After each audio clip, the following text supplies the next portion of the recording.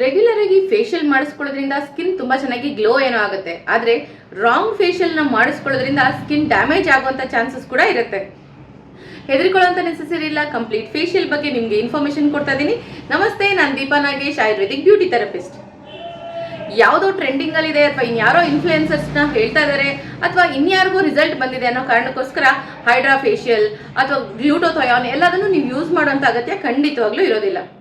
Natural ಆಗಿ skin ಅನ್ನ ಬೂಸ್ಟ್ ಮಾಡ್ಕೊಳ್ಳೋದ್ರಿಂದ, ಮನೆಯಲ್ಲೇ ಸಾಕಷ್ಟು ರೆಮಿಡೀಸ್ಗಳನ್ನ ಟ್ರೈ ಮಾಡೋದ್ರಿಂದ ಕೂಡ ನಿಮ್ಮ ಸ್ಕಿನ್ ಅನ್ನ ತುಂಬಾ ಚೆನ್ನಾಗಿ ಮೇಂಟೈನ್ ಮಾಡ್ತಾ ಬರ್ಬೋದು. ಎಸ್ಪೆಷಲಿ ಚಳಿಗಾಲದಲ್ಲಿ ಸ್ವಲ್ಪ ಡ್ರೈ ಆಗೋದು, ಡಲ್ ಆಗೋದು ವೆರಿ ಕಾಮನ್ ಆಗಿರುತ್ತೆ. ಹಾಗೆ ಅಂತ ಅದನ್ನ ಹಾಗೆ ಗಿವ್ ಅಪ್ ಮಾಡಿದಾಗ ರಿಂಕಲ್ಸ್ ಬರುವಂತ ಚಾನ್ಸಸ್ ಕೂಡ ಜಾಸ್ತಿನೇ ಇರುತ್ತೆ. ಸೊ ಯಾವುದೋ ಫ್ಯಾನ್ಸಿ ಫೇಶಿಯಲ್ಸ್ಗಳನ್ನ ಟ್ರೈ ಮಾಡೋ ಬದಲಿಗೆ ಆಯುರ್ವೇದಿಕ್ ಸ್ಕಿನ್ ಪಾಲಿಶಿಂಗ್ ಟ್ರೀಟ್ಮೆಂಟ್ಗಳು ಸಾಕಷ್ಟು ಇರುತ್ತೆ. ಅದನ್ನು ಕೂಡ ನೀವು ಟ್ರೈ ಮಾಡ್ತಾ ಬರ್ಬೋದು. ಯಾವುದೋ ಗೋಲ್ಡ್, ಪ್ಲಾಟಿನಮ್, ಸಿಲ್ವರ್ ಫೇಶಿಯಲ್ನ ಟ್ರೈ ಮಾಡೋ ಬದಲಿಗೆ ಆಯುರ್ವೇದಿಕ್ ಅಲ್ಲಿ ಯೂಸ್ ಆಗುವಂಥ ಆಯಿಲ್ಗಳನ್ನ ನೀವು ಮನೇಲೇನೆ ಯೂಸ್ ಮಾಡ್ತಾ ಬರ್ಬೋದು.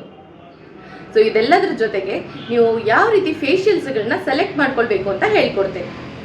ಯಾವುದೋ ಒಂದು ಫೇಶಿಯಲ್ ನನಗೆ ಸೂಟ್ ಆಯಿತು ಅದನ್ನೇ ನಾವು ವರ್ಷ ಇಡೀ ಮಾಡಿಸ್ತೀವಿ ಅನ್ನೋದಕ್ಕಿಂತ ಹೆಚ್ಚಾಗಿ ವರ್ಷದಲ್ಲಿ ಬೇರೆ ಬೇರೆ ಸೀಸನ್ಸ್ ಇರುತ್ತೆ. ಬೇರೆ ಬೇರೆ ಸೀಸನ್ಗೆ ಬೇರೆ ಬೇರೆ ಫೇಶಿಯಲ್ಸ್ನ ಕೂಡ ನೀವು ಆಪ್ಟ್ ಮಾಡ್ಕೊಳ್ಬೇಕಾಗತ್ತೆ. ಮನೇಲೇ ಮಾಡ್ಕೊಳ್ಳಿ ಅಥವಾ ನೀವು ಪಾರ್ಲರ್ಗಳಲ್ಲಾದರೂ ಮಾಡಿಸ್ಕೊಳ್ಳಿ. ಚಳಿಗಾಲದಲ್ಲಿ ಹೆಚ್ಚಾಗಿ ಡ್ರೈ ಫ್ರೂಟ್ಸ್ ಓರಿಯೆಂಟೆಡ್ ಫೇಶಿಯಲ್ಸ್ಗಳನ್ನ ಮಾಡಿಸ್ಕೊಳ್ಳೋದ್ರಿಂದ ಸ್ಕಿನ್ನಲ್ಲಿ ನ್ಯಾಚುರಲ್ ಆಗಿ ಸೀಬಮ್ ಸೆಕ್ರೇಷನ್ ಹೆಚ್ಚಾಗಿ ಗ್ಲೋ ತುಂಬ ಚೆನ್ನಾಗಿ ಇರುತ್ತೆ.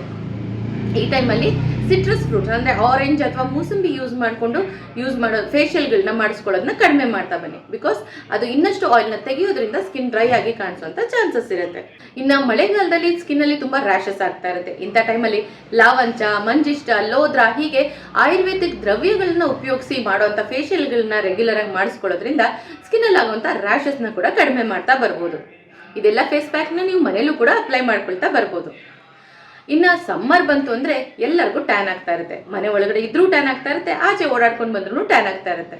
ಸೊ ಸಮ್ಮರಲ್ಲಿ ಟ್ಯಾನ್ ರಿಡಕ್ಷನ್ ಮಾಡ್ಕೊಳ್ಳೋದ್ರ ಜೊತೆಗೆ ಸನ್ನಿಂದ ಪ್ರೊಟೆಕ್ಷನ್ ಸಿಗುವಂಥ ಫೇಶಿಯಲ್ಗಳನ್ನ ನೀವು ಆಪ್ಟ್ ಮಾಡ್ಕೊಳ್ತಾ ಬರ್ಬೋದು. ಸಮ್ಮರಲ್ಲಿ ಚೆನ್ನಾಗಿ ಸಿಗುವಂಥ ಮ್ಯಾಂಗೋ ಫೇಶಿಯಲ್ ಅಂದರೆ ಫ್ರೆಶ್ ಫ್ರೂಟಿಂದ ಮಾಡುವಂಥ ಫೇಶಿಯಲ್ನ ಕೂಡ ನೀವು ಟ್ರೈ ಮಾಡ್ಬೋದು. ಹೀಗೆ ಸೀಸನ್ ಟು ಸೀಸನ್ ನಿಮ್ಮ ಫೇಶಿಯಲ್ ಪ್ಯಾಟರ್ನ್ನ ಕೂಡ ಚೇಂಜ್ ಮಾಡ್ತಾ ಬನ್ನಿ.